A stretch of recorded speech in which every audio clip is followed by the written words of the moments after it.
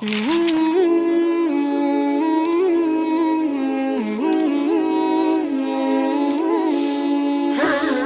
نے دنیا کی عورت کو بنایا مٹی سے اور جنت کی عورت کو بنایا مشک اور زعفران سے۔ وہ سورج کو انگلی دکھائے تو سورج اس کے سامنے نظر نہیں آتا، وہ مردوں سے بات کرے تو مردے زندہ ہو جاتے ہیں، زندوں کو جھلک دکھائے ان کے کلیجے پھٹ جاتے ہیں، دوپٹہ ہوا میں لہرا دے ساری کائنات میں خوشبو پھیل جاتی۔ لیکن ایمان والی مٹی والی عورت اگر تقوی اختیار کرے گی تو اس جنت کی حور سے 70,000 گنا زیادہ خوبصورت ہوگی۔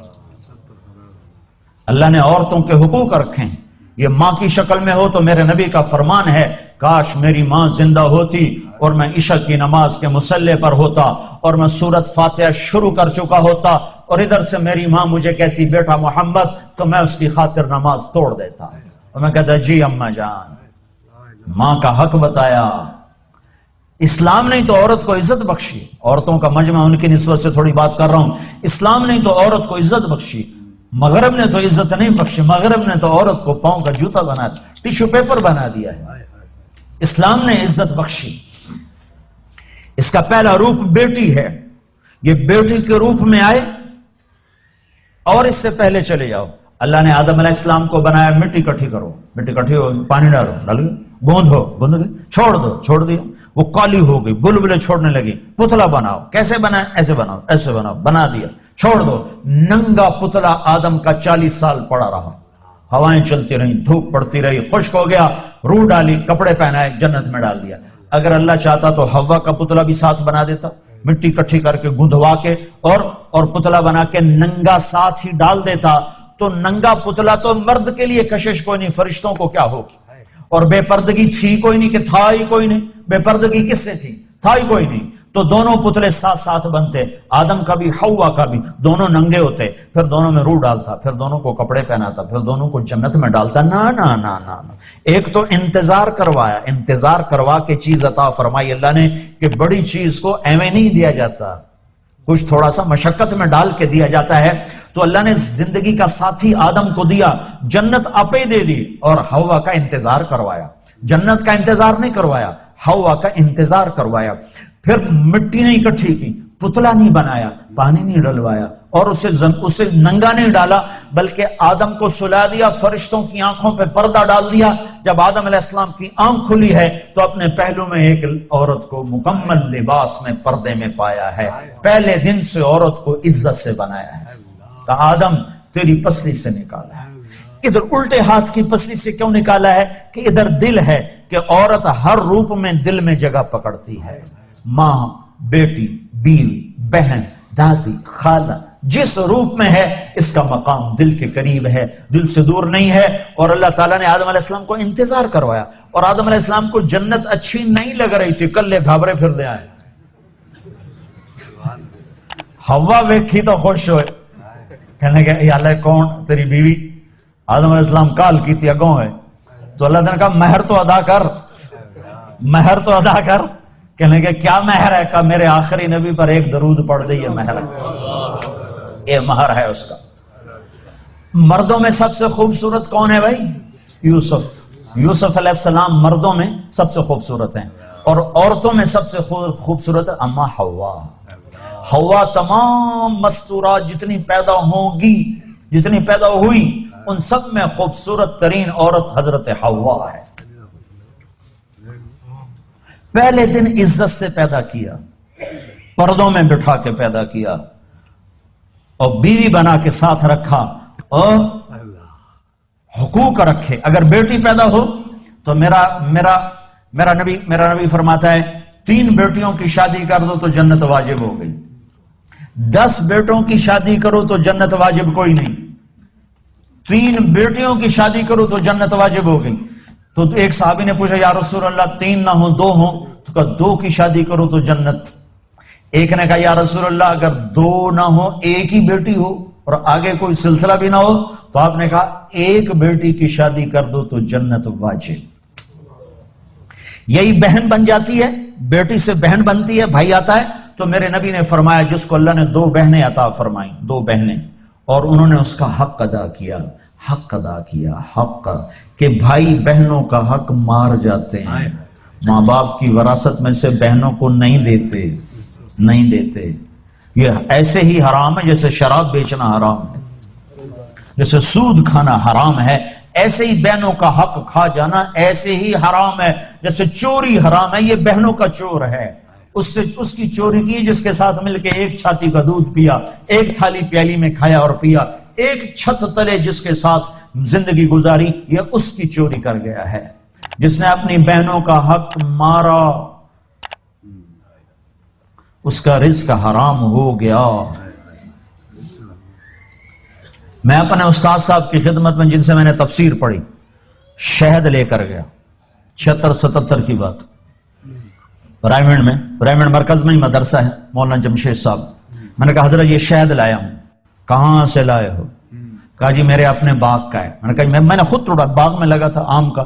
میں نے کہا جی میرے اپنے باغ کا ہے. تو مجھ سے فرمایا تیرے باپ نے اپنی بہنوں کو زمین میں سے حصہ دیا تھا؟ ایک شہد کی بوتل اس وقت 10 روپے کی آ جاتی تھی. اور کتنا گہرا سوال کیا، یہ نہیں کہا ماشاءاللہ جزاک اللہ، یہ نہیں کہا تیرے باپ نے اپنی بہنوں کو زمین میں سے حصہ دیا تھا؟ اگر دیا تھا پھر تو یہ شہد حلال ہے، اور اگر نہیں دیا تھا تو سارا ہی حرام ہے، تو میں نہیں لوں گا، یہ مطلب تھا. ہاں بھائی تیرے ابا نے بہنوں کو زمینوں میں حصہ دیا تھا؟ میں نے کہا جی شکر ہے میرے ابا کی بہن ہی کوئی نہیں، ہوتی تو کوئی نہ دیتے. صرف 2 بھائی تھے، ساری جائیداد 2 بھائیوں کی، بہن تھی ہی نہیں ان کی. میں نے کہا اچھا تو تیرے دادا نے اپنی بہنوں کو زمین میں سے حصہ دیا تھا؟ میں کہا میں جمعیا ہی کوئی نہ ہوں، اس لیے میرے کو کی پوچھی جانا، میرے جمن تو پہلے دی گل نہ پوچھو میرے کو. تو پھر ہنس پڑے کہ اچھا ادھر رکھ دو. تو میرے نبی نے فرمایا جس نے بہنوں کو حصہ دیا، جس کو اللہ نے 2 بہنیں دی، اس نے بہنوں کا حق دیا، اور شادی کے بعد بھی ان کے سر پہ ہاتھ رکھا تو اس پہ جنت واجب ہو گئی. پھر یہ بیٹی سے بہن، بہن سے بیوی. پھر میرے نبی نے فرمایا بہترین مسلمان وہ ہے جو بیوی کے ساتھ اچھا سلوک کرے. اور میرے نبی نے فرمایا جو یہ چاہے اس لوگ کا مسلمان کہ وہ جنت میں میرے گھر کے قریب گھر بنا لے تو وہ 2 کام کرے، ایک اپنے اخلاق اچھے کرے، ایک اپنی بیوی سے اچھا سلوک کرے، تو اس کا گھر میرے گھر کے قریب ہو جائے گا. تہجد پڑھے، جہاد کرے، تبلیغ کرے، ذکر کرے، مراقبہ کرے، یہ نہیں فرمایا. کہ وہ 2 کام کرے، ایک اخلاق اچھے کرے، ایک بیوی سے اچھا سلوک کرے. یہ بیوی سے اچھا سلوک بھی تو اخلاق میں آتا ہے، اس کو الگ کیوں کہا ہے؟ کہ بہت سے لوگ باہر بڑے اخلاق والے ہوتے ہیں اور گھر میں بیویوں کے ساتھ بڑے بدتمیز ہوتے ہیں. اور ہمارے ذمہ داروں میں عام ہے یہ حدیث، ایسے میں آنکھوں سے دیکھ رہا ہوں کہ میرا سارا خاندان، میرا معاشرہ جو ذمہ دار معاشرہ ہے، وہ باہر ڈیرے دار ہیں، ذمہ دار ہیں اور بڑے سخی ہیں، بڑے مہمان نواز ہیں، لیکن گھر میں اتنے ہی بدتمیز ہیں.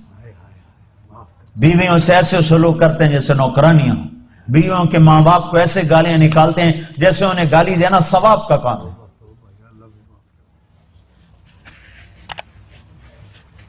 تو اس لیے اس کو الگ ذکر کیا کہ جو یہ چاہے جنت میں میرے گھر کے قریب گھر بنائے. کون نہیں چاہتا؟ تم چاہتے ہو نہیں چاہتے ہو؟ تو اللہ کے نبی نے کہا 2 کام کرو، ایک اخلاق اچھے کرو، ایک اپنی بیوی سے اچھا سلوک کرو. پھر بیویوں کو بھی سمجھایا، برابری، توازن قائم کیا ہے کہ اگر میری شریعت میں سجدہ ہوتا تو میں بیوی سے کہتا خامند کو سجدہ کرے. ایک عورت نے پوچھا یا رسول اللہ میری شادی ہو رہی ہے، میرے خامند کا میرے اوپر کیا حق ہوگا؟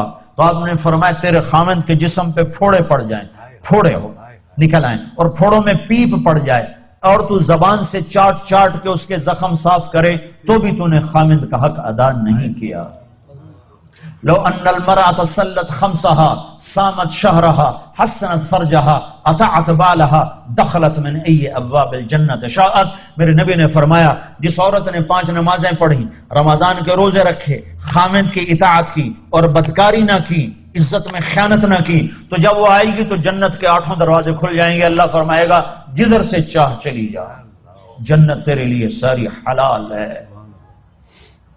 یہی عورت ماں کے روپ میں تبدیل ہو جائے تو میرے نبی نے فرمایا کاش میری ماں ہوتی اور میں عشاء کی نماز کے مصلی پر ہوتا اور میں سورت فاتحہ شروع کر چکا ہوتا اور ادھر سے میرے گھر کا دروازہ کھلتا اور میری ماں کہتی بیٹا محمد، تو میں اس کی خاطر نماز توڑ دیتا۔ میں کہتا اماں جی حکم، میں پھر پڑھوں گا۔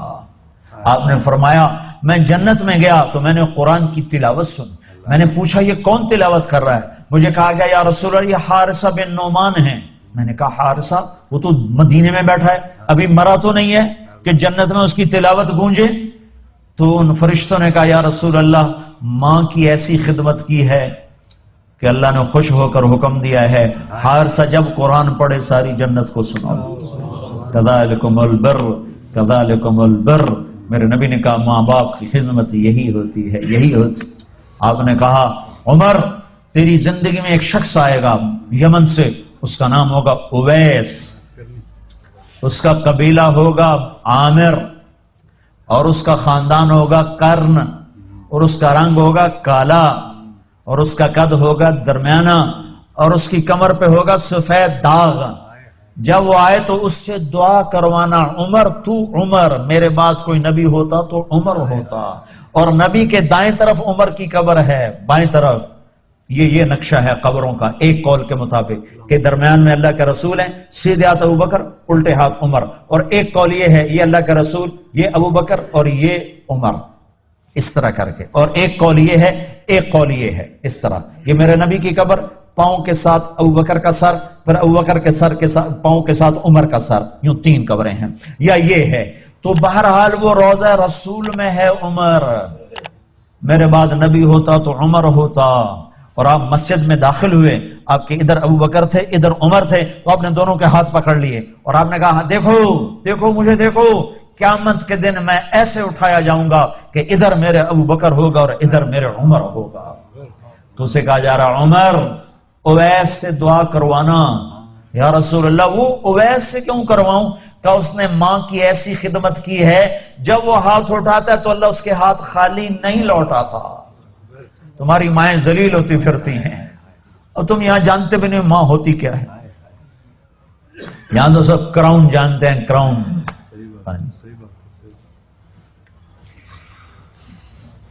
اللہ معاف کرتے ہیں۔ حضرت عمر کا زمانہ آ گیا، ہر سال حج کرتے تھے، ہر سال حج میں اعلان کرتے، کوئی اویس بنی عامر کوئی بھی نہیں ہوتا تھا۔ ایک سال گزرا تو آپ نے حج میں سارے حاجی اکٹھے کر لی، جبل ابی قبیس کے سامنے کھڑا کر لے، کہا بھائی سارے کھڑے ہو جاؤ، اور کہا بھائی یمن والے کھڑے رہو باقی سارے بیٹھ جاؤ۔ تو یمن والے کھڑے، ہاں بھائی سارے یمن والے بیٹھ جاؤ، بنو عامر کھڑے رہو، تو بنو عامر کھڑے ہو گئے۔ پھر سارے بنو عامر بیٹھ جاؤ، کرنی کھڑے رہو، تو ایک کرنی کھڑا رہا، ایک، باقی سارے بیٹھ گئے۔ تو حضرت عمر نے پوچھا بھائی تو کرنی ہے؟ کہا جی ہاں۔ کہا تو اویس کو جانتا؟ جی جان، تو میرا سگا بھتیجا ہے، میرے سگے بھائی کا بیٹا، پر وہ تو پاگل سا ہے، آپ اس کا کیوں پوچھ رہے ہیں؟ تو حضرت عمر رونے لگے، کہنے کہ پاگل وہ نہیں تو ہے، یہ بتا وہ حج میں آیا ہے؟ کہا جی آیا ہے۔ کدھر ہے؟ کہا جی وہ اس وقت اونٹ چرانے جاتا ہے عرفات کی طرف۔ تو آپ نے حضرت علی کو ساتھ لیا اور دوڑ لگائی، گئے تو اویس کرنی ایک درخت کے نیچے نماز پڑھ رہے اور اونٹ ان کے چاروں طرف چل رہے، تو یہ دونوں حضرات آ کے بیٹھ گئے۔ انہوں نے دیکھا کچھ لوگ آ گئے تو انہوں نے نماز مختصر کر دی، تو انہوں نے پوچھا